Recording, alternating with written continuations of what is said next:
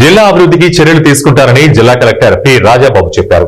ప్రకాశం జిల్లా 39వ కలెక్టర్ గా శనివారం ఆయన బాధ్యతలు చేపట్టారు.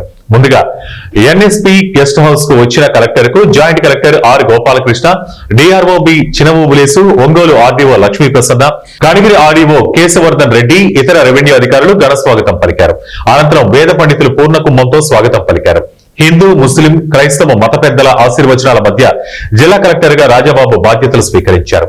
ఈ సందర్భంగా కలెక్టర్ మాట్లాడుతూ ముఖ్యమంత్రి నారా చంద్రబాబు నాయుడు దిశానిర్దేశం మేరకు జిల్లాలోని ప్రజాప్రతినిధులను సమన్వయం చేసుకుంటూ పొలిటికల్ గవర్నెన్స్ పై ప్రత్యేక దృష్టి పెడతానని చెప్పారు. బాధ్యతలు తీసుకోవడం జరిగింది. ముందుగా నాకు ఈ అవకాశం కల్పించినటువంటి గౌరవ ముఖ్యమంత్రి వర్యులు శ్రీ నారా చంద్రబాబు నాయుడు గారికి కృతజ్ఞతలు తెలియజేసుకుంటున్నాను.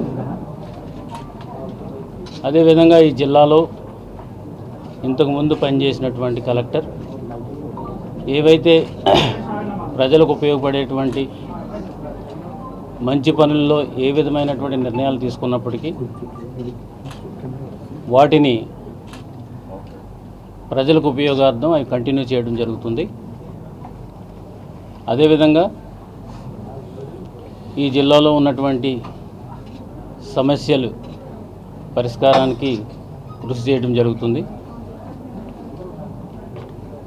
యాజ్ ఎ పొలిటికల్ గవర్నెన్స్ అని ఏదైతే గవర్నమెంట్ నిర్దేశించిందో ఆ విధంగా ఇక్కడ ఉన్నటువంటి ప్రజాప్రతినిధులతో సమన్వయం చేసుకొని ప్రజల యొక్క సమస్యల్ని పరిష్కరించడం అనేది ప్రైమరీ ఎజెండాగా తీసుకోవడం జరుగుతుంది.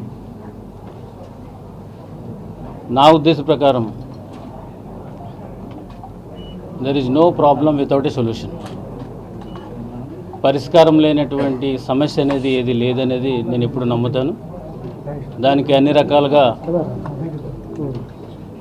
ప్రకాశం జిల్లాలో ఉన్నటువంటి ప్రజలు ఏ సమస్య మీద వచ్చినప్పటికీ కూడా సమస్యని 100% నేను, నాతో ఉన్నటువంటి సిబ్బంది అందరం కలిసి కృషి చేస్తామని సందర్భంగా మీ అందరికీ తెలియజేసుకుంటున్నాను. దీంతోపాటు నగర ప్రజలకి, మీడియా మిత్రులందరికీ తెలియజేసుకునేది ఏంటంటే ఏ సమస్య ఉన్నా 24/7 మీకు మీ కలెక్టర్ అందుబాటులో ఉంటాడు.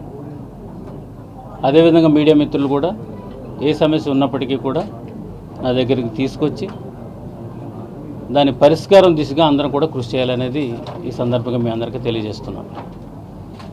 ప్రజలకు ఏ విధమైన ఇబ్బంది ఉన్నప్పుడు కూడా అది తీసుకొస్తే సత్వరం దాని మీద మనం రెస్పాండ్ అవ్వడం జరుగుతుంది. అదేవిధంగా